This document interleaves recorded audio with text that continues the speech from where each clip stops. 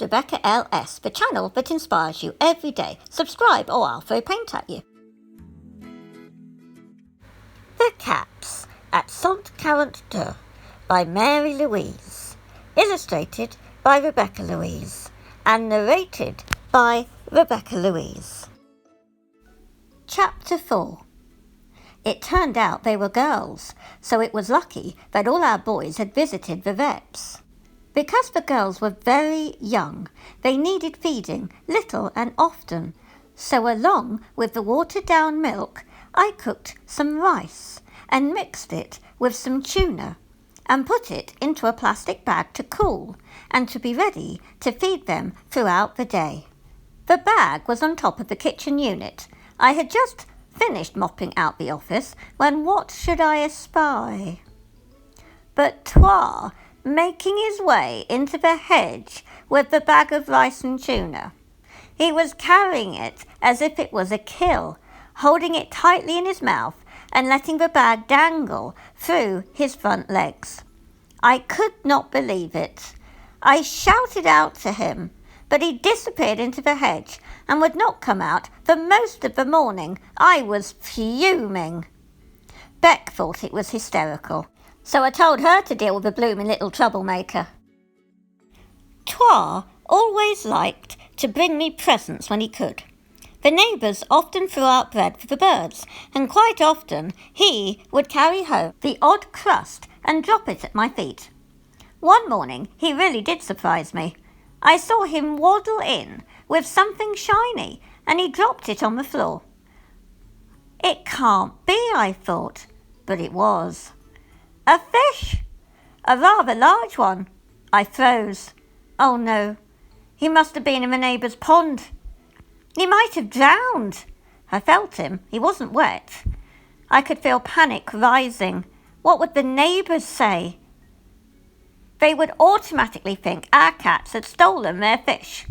Better bury it, I thought. Hide the evidence. Beck, I called. Come and help. We've got another problem. Beck looked at the fish. Mum, it's not a ruddy goldfish. Calm down. Deep breaths now, insisted my daughter. It's all right for you. She doesn't shout at you. Mum, look, it's really not a goldfish. It's a river trout. What? A river trout? Pound to a penny, a bird has dropped it in the garden and Trois has picked it up. Well, I never. And on closer inspection, I could see that Beck was perfectly right. It was a river trout and not one of the neighbour's goldfish. Relief washed over me. I gave Trois a big hug and asked him if he would be so kind as to not frighten me almost to death any more. At first we kept the girls separate, but then they became office cats along with Aztec and Trois. We named them Apache and Inca, and they too will have to visit the vets when they're older and our bank balance is in better order. So now, although the neighbours are not aware we have 7 cats at 142, and Dad has said that there can be no more, he's such an old meanie. Now, of course, the routine is still up very early, but the girls can't go out. So, while I'm cleaning, I have to put the girls into the cat box. Gingham, Aztec and Trois still go out after I put Un and Deux into the hen house.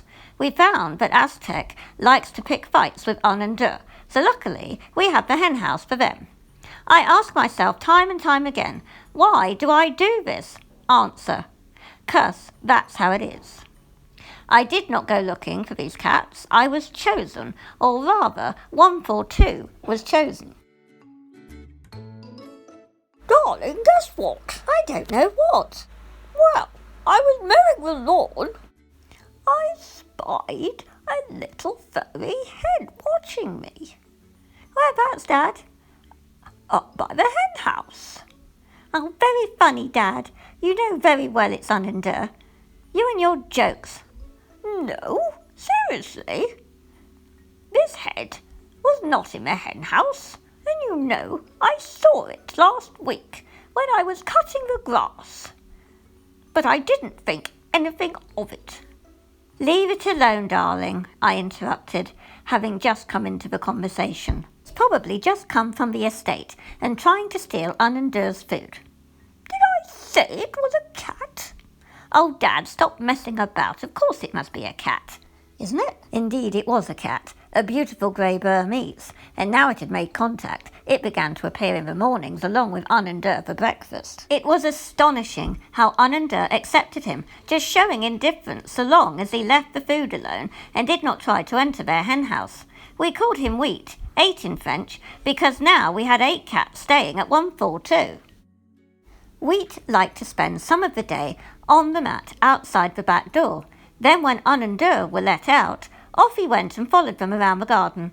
And now, dear readers, as I have let you into the secret of 142, please, I beg of you, do not tell the neighbours. Thank you. Singing birds, singing dawn to dusk, singing birds impart their trust.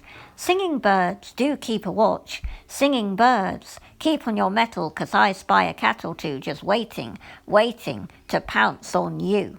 By Mary Louise. Sign the pledge to promise you won't tell our neighbours by writing in the comments below that you promise not to tell the neighbours. Click the 2 videos on screen now, and when you do, you're going to get even more inspiration. Book 2 is coming soon.